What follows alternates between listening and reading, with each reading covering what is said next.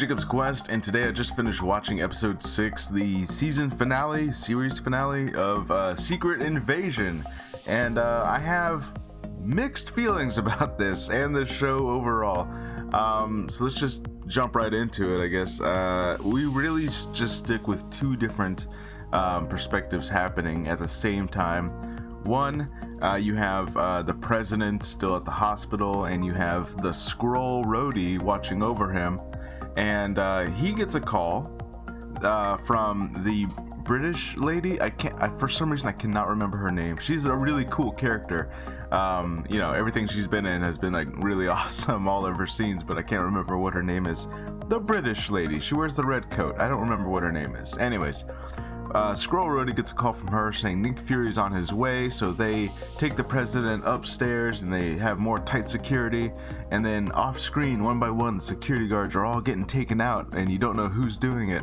And then the British lady shows up and has a gun to Skrull Rhodey, saying like, oh yeah, you really are a Skrull, look at that, you didn't even check behind the door, you know.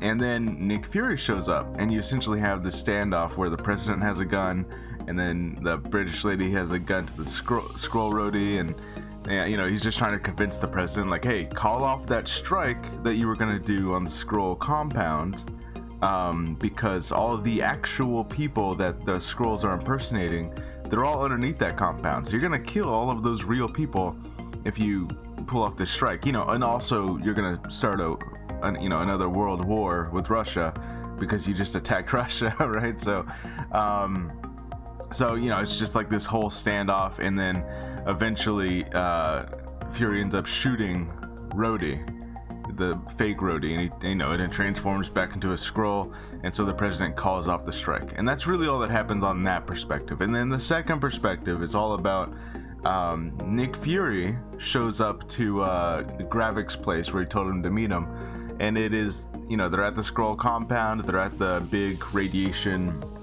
super Skrull changing machine, and this Fury gives Gravik the vial and apologizes for not finding them a home, and they have like this whole speech about how, like, oh, you failed me, Nick Fury, Talos was a failure, this and that, and so of course and then the whole time Nick Fury's like dying from radiation poisoning, he's getting all weak and stuff, and Gravik takes the vial, which I guess it does turn out that all of the Avengers, Captain Marvel and Hulk and everyone's powers were just in one vial. So I don't, they're like, oh, this is the harvest, it's the DNA of all the Avengers. So I'm like, did you really just like put it all in like one liquid form? You didn't like, they're not like on separate little samples, like you just mixed it all together, huh? Like, which my thing is, this is using the DNA this way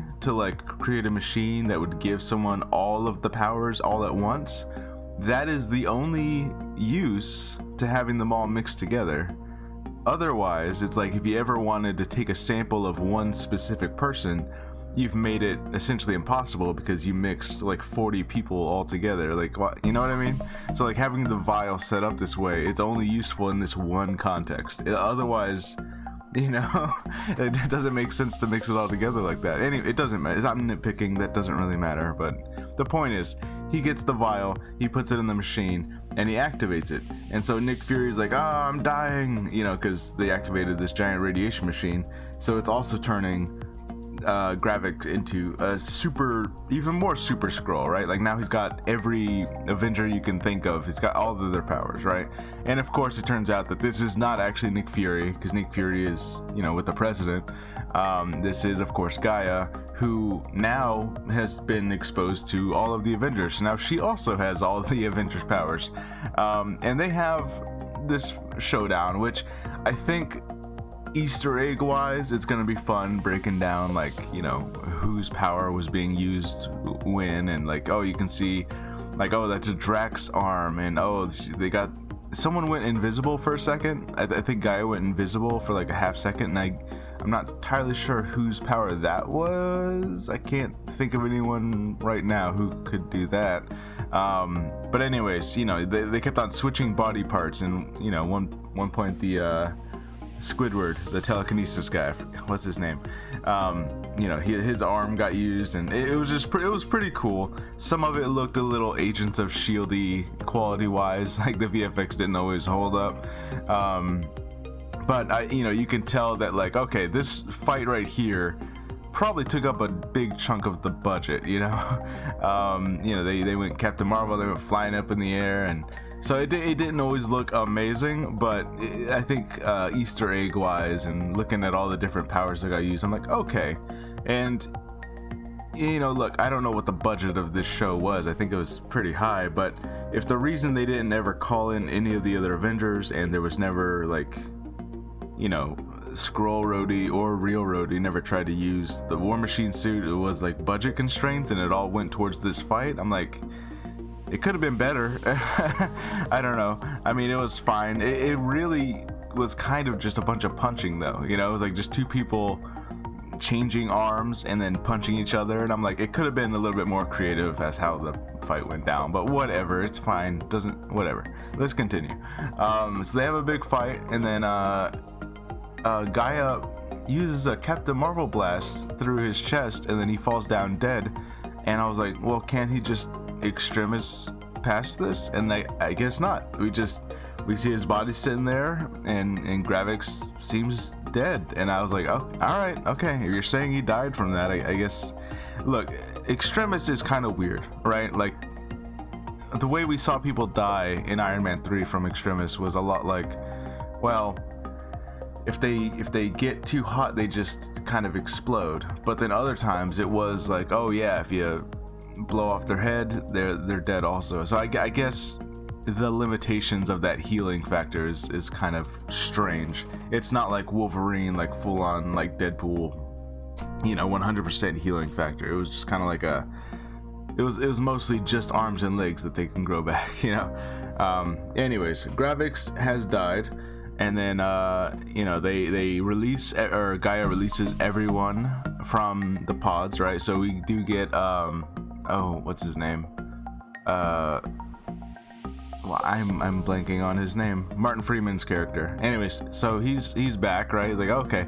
So we don't know how long Martin Freeman has been a Skrull, but the real one is here. I guess we can assume it hasn't been that long because they don't go into that. But Rhodey, they show Rhodey get free, and he has struggle walking. No one else seems to struggle walking around, but Rhodey's like, oh, I'm falling. And they're like, oh, you've been, they like specifically call it out that you've been captive for a long time. You know what I mean? So while they're still not being specific, they definitely like intentionally pointed out, like, it's been a while. And you know, the fact that he has struggle walking, you know, he doesn't have the braces on, the stuff that they put on him at the end of Civil War to help him walk again. I don't know, like, maybe they are implying that he's been a Skrull since his injuries in Civil War, which, you know, that would be like the opportune time to capture him because he was, of course, unconscious, right?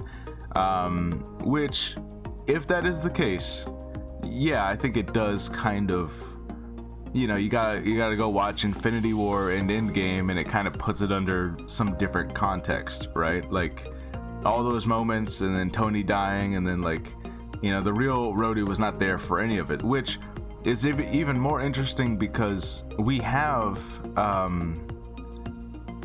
Armor Wars. That's what it was. We have Armor Wars coming out, which originally that was going to be a Disney Plus show, and I think they changed it into a movie. I think, at least for now, that's where it's at. So we do have a War Machine movie coming out.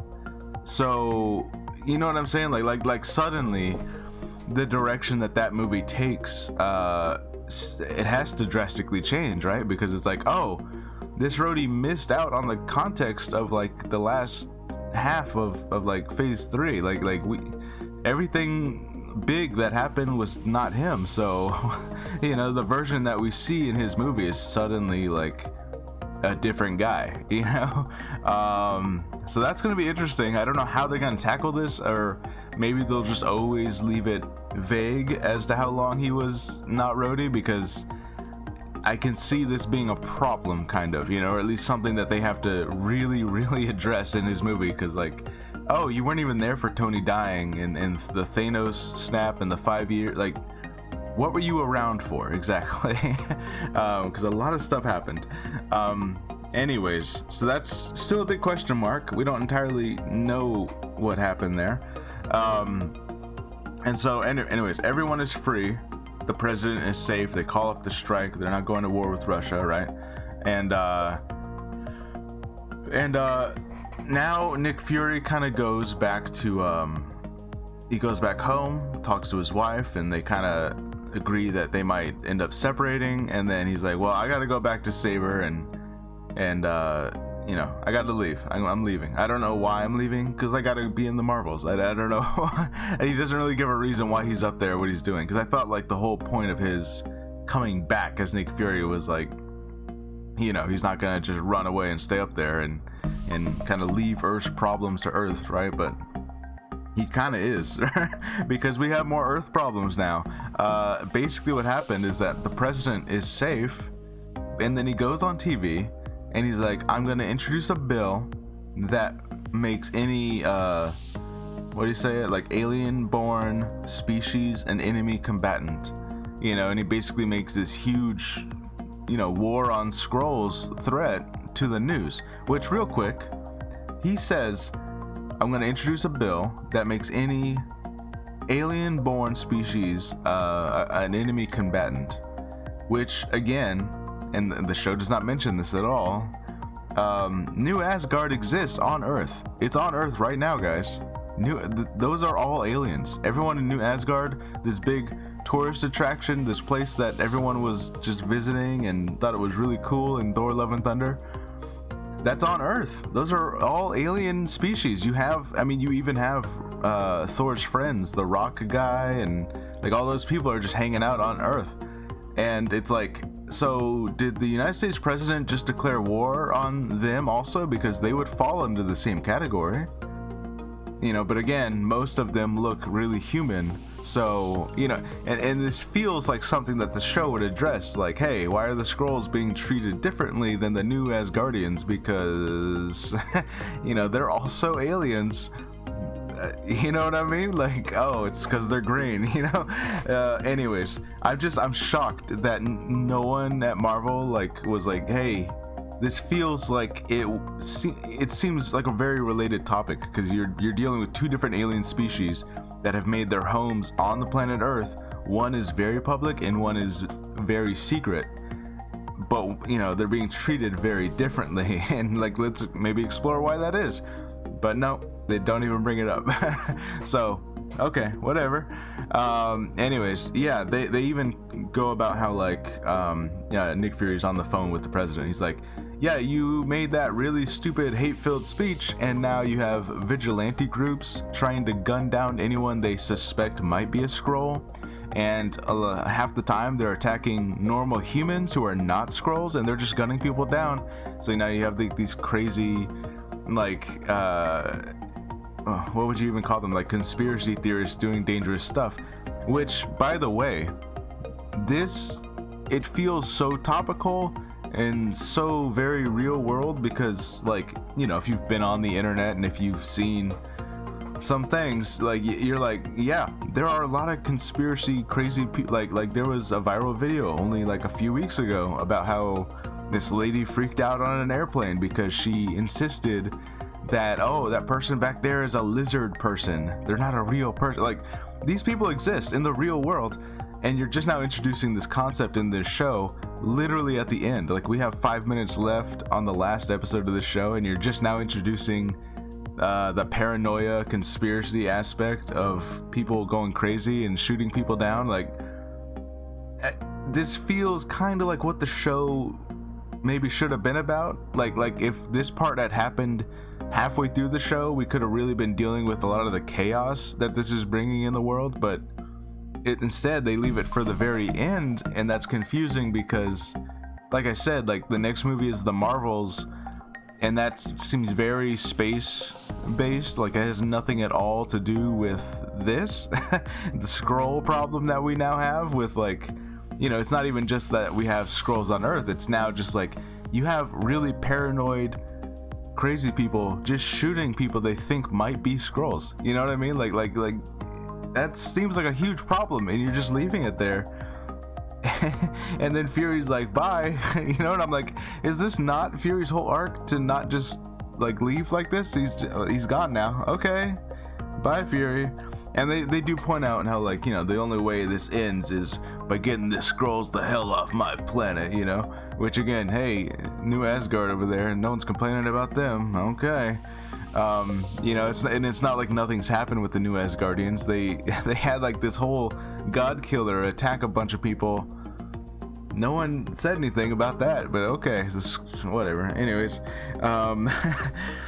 and so basically, the Kree have agreed to have some peace talks with the Skrulls, and maybe this might finally be a way for the Skrulls to get a planet of some kind. Maybe, I don't know if they're gonna like share with the Kree, but you know, in the Marvels, the Kree kind of seem to be the bad guys, or at the very least, whoever this, you know, this new Ronan the Accuser looking lady is, the one with the hammer in the Marvels, she seems to be the bad guy, and they're all Kree there, so I don't know how well these peace talks are gonna go. And that's kind of just where we leave it. Like Nick Fury and his wife are going back to Saber, so that way they can show up in the Marvels. And the Skrulls, a lot of them are just now left on Earth, and now they don't have a leader because Gravix is dead. Gaia is kind of recruited by the British lady, and they say they're gonna work together to keep each other's people safe, whatever that means. I guess they're essentially just making the same Talos Nick Fury deal, but now it's with this lady.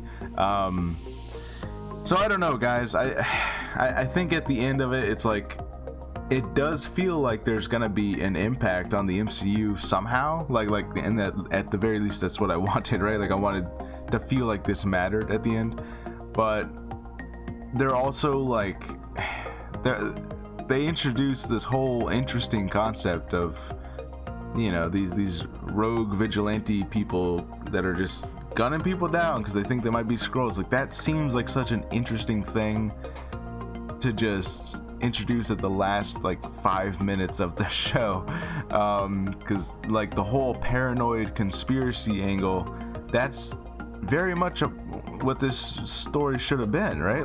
Is that not like part of the main appeal of Secret Invasion, right? Like, oh, you don't know who's a Skrull, like people panicking, like that should have been a thing, but it wasn't really.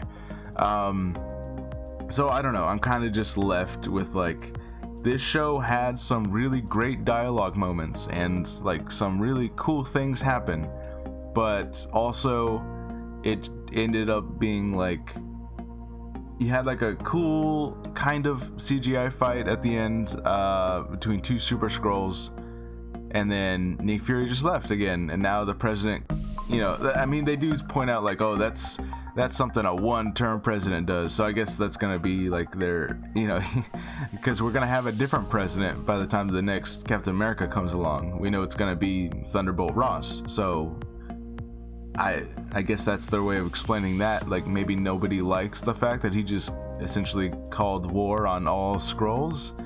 I don't know. That the thing is, that also feels like a Thunderbolt Ross move. Like, that's something that he would also do. So I don't know if that becomes such a problem, and then they get a guy who would also kind of probably just do the same thing. But okay.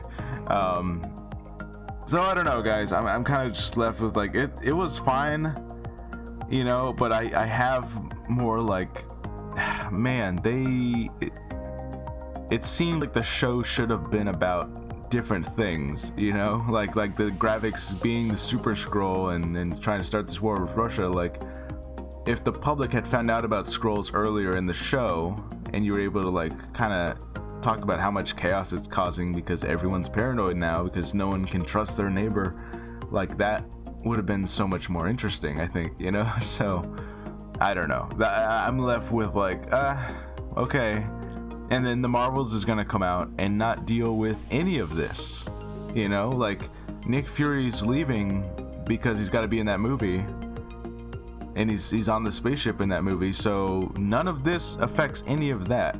And that is just a weird feeling to have, because we're going from like a really serious tone to like what feels like a, you know, just like a fun action comedy kind of thing, and the Marvels does look fun, by the way, but it definitely is like, where's the you know, like where's the synergy here between everything that Nick Fury just went through, and then when we see Nick Fury next in a couple months, it's like completely unrelated things, even though they feel like they should be very related, because obviously Carol Danvers, Captain Marvel, had a lot to do with the Skrull situation. She is also the one that promised them to find them a home, and yet she's not involved in any of these events. She has nothing to do with anything that happened on Earth. And it's like, when they see her, when Nick Fury sees her in this next movie, like in the trailer they give her a phone call, is he gonna be like, okay, so remember how we promised the Skrulls to find him a home, and we had like this whole thing with Talos and his family, like remember all that, Carol Danvers? Because I know, you know, you kind of went your own way and we don't really address that, but some things happen on Earth. Let me catch you up for it. You know, like, are they gonna address this at all? I don't know, guys. I don't know. Probably not.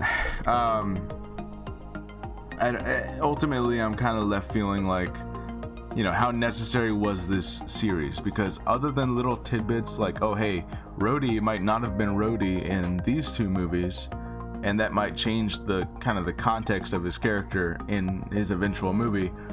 Other than stuff like that, I'm kind of left with like, what did we get from this? You know, like, you know, a couple characters like died, like Talos and Maria Hill are gone, and we'll probably see a guy show up later. But other than that, I don't know.